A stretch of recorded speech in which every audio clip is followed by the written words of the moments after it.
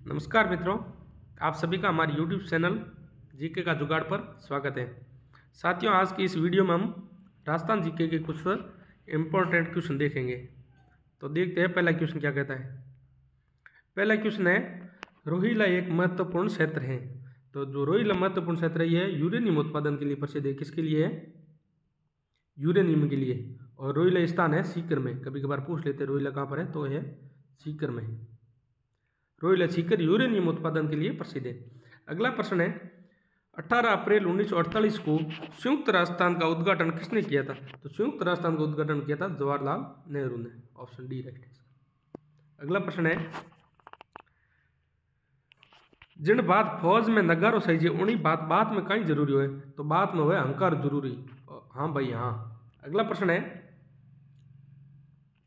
वर्ष 2011 की जनगणना अनुसार राजस्थान जिलों की संख्या जनसंख्या में 2001 से 11 के दशक में प्रतिशत दशकीय वृद्धि दर राज्य की औसत प्रतिशत दशकीय वृद्धि दर से अधिक रही। तो ये जिलों की संख्या है 16 जिलों की प्रतिशत दशकीय वृद्धि दर राज्य की औसत दशकीय वृद्धि दर से अधिक रही थी।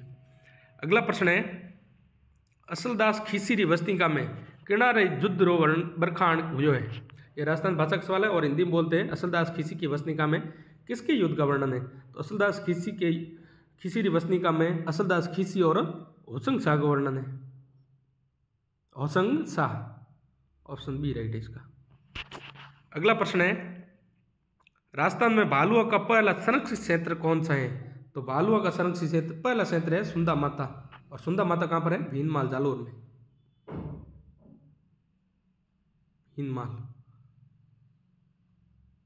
भीनमाल है जालोर में। अगला प्रश्न है, 2011 की जनगणना के अनुसार राजस्थान में जनसंख्या घनत्व कितना दर्ज किया गया था? तो ये तो नॉर्मल सा क्वेश्चन है। राजस्थान जनसंख्या घनत्व 2011 की जनगणना के अनुसार 200 था। अगला प्रश्न है, राजस्थानी साहित्य रे आदि कालरा जैन शैली रा रचनाकार है। तो राजस्थान साहित्य रे आदि कालरा जैन शैली रा रचनाकार है आसंगु। अगला प्रश्न है, भंवर माता का मंदिर कहाँ पर स्थित है? तो भंवर माता का मंदिर है छोटी सांदरी। और छोटी सांदरी है प्रतापगढ़ में। कहाँ पर? प्रतापगढ़।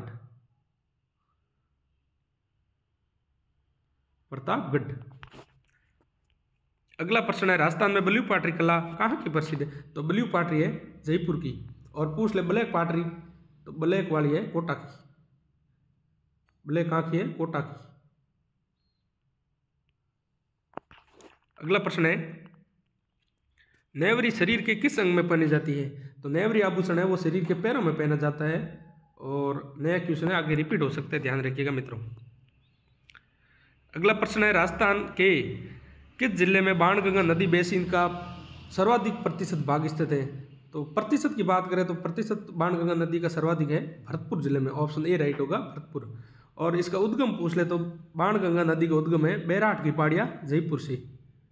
बैराट की पहाड़ियाँ जयपुर। बैराट की पहाड़ियाँ और बैराट की पहाड़ियाँ जयपुर में। अगला प्रश्न है, कौन से पंथ अनुयायी मेव मुसलमान घना है? तो लालदास संप्रदाय मेव क्षेत्र में प्रचलित है। और लालदास संप्रदाय के अनुयायी मेव मुसलमान है। लालदास संप्रदाय की प्रधान पीठ है नगला जाज भरतपुर में। कहाँ पर? नगला जाज भरतपुर। कभी कभार पूछ लेते लालदास संप्रदाय की प्रधान पीठ कहाँ पर है? तो लालदास संप्रदाय की प्रधान पीठ है भरतपुर में। ध्यान रखिएगा। अगला प्रश्न है, राजस्थान प्रसिद्ध सोने चांदी की हवेली कहाँ पर स्थित है? तो सोने चांदी की हवेली है Mansar Jhunjhunu. Very important question है, ध्यान रखिएगा, आगे रिपीट होगा ये क्वेश्चन और हर बार एग्जाम में कहीं न कहीं पूछा जाता है। अगला प्रश्न है, भरतरी का मेला राजस्थान के किस जिले में भरता है? तो भरतरी का मेला राजस्थान के अलवर क्षेत्र में भरा जाता है। और भरतरी पूर्वी राजस्थान के बहुत बड़े संत हुए, तो भरतरी का मेला राजस्थान के अलवर जिले में भरा जाता है। आगे का प्रश्न कहता है, खारवाल जनजाति कौन सी झील से नमक उत्पादन करती है? तो खारवाल जनजाति पचपदरा झील से नमक उत्पादन करती है। और पचपदरा झील बालोतरा जिला के अंदर आ गई, तो कहाँ पर है? बालोतरा। कभी कभार पूछ लेते पचपदरा झील कहाँ पर है? तो बालोतरा। पचपदरा झील है बालोतरा।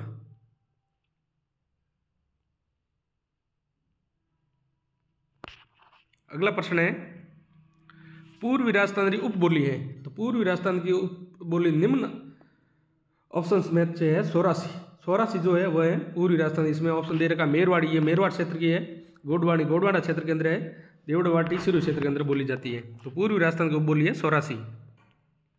अगला प्रश्न है डूंगरपुर प्रजामंडल की स्थापना किसके प्रयासों से हुई थी? डूंगरपुर प्रजामंडल की स्थापना भोगीलाल पांड्या के प्रयासों से हुई थी। भोगीलाल पांड्या की। और इसकी ट्रिक है बीडी। बीडी, बी से भोगीलाल पांड्या, डी से डूंगरपुर प्रजामंडल की स्थापना भोगीलाल पांड्या के द्वारा की गई थी। अगला प्रश्न है वीएस लिग्नाइट ताप ऊर्जा स्टेशन बीकानेर में कहां पर स्थित है? तो बीकानेर के गुरहा में वीएस लिग्नाइट ताप ऊर्जा स्टेशन स्थित है।